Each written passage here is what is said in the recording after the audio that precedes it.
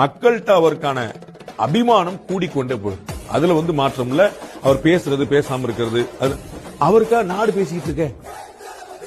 அசம்பிளியில அவர் உறுப்பினர் கிடையாது. அவர் இல்ல, அவர் கட்சியில இருந்து ஒரு உறுப்பினர் கிடையாது.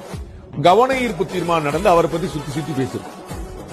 இதை விட ஒரு ஆள் என்ன பெரிய விஷயத்தை தாக்கத்தை கிரியேட் பண்ண முடியும் நினைக்கிறீங்க?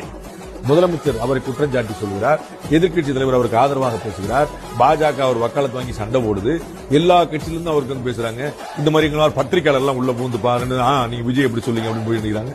அவருக்காக கம்பு சுத்துறதுக்கு 1000 பேர் இருக்கும்போது அவர் எது கம்பு சுத்துறோம் தம்பி அப்படின்னு சொன்னா ஹாப்பியா இருப்பாரு. அது புரியுங்களா? அல்லது வேற ஒரு விஷயம் பின்னாடி அவருக்கா இப்பதானங்க தொண்டை தண்ணி வச்சு சொன்னேன். அவருக்கா நாடு ஒர்க் பண்ணிட்டு இருக்கீங்க. அவருக்காக 15 மீடியா பர்சன்ஸ் பேசிட்டு இருக்காங்க. அவருக்காக பாஜக தலைவர் பேசிட்டு இருக்காரு. அவருக்காக அதிமுக பிரமுகர்கள் பேசிட்டு இருக்காங்க. இது மத்தவங்களுக்கு கிடைக்காது சார். ஒரு நடிகர்ங்கிறதுக்காக மட்டும் இதெல்லாம் நீங்க நடிங்க, உங்க கட்சியில இருந்து எல்லாரும் நடிக்க வைங்க. அதுக்கு என்னங்க செய்ய முடியும்? அவருக்கு இது கிடைச்சிருச்சேன்னு யோசிக்க வேண்டியது இல்லைங்க.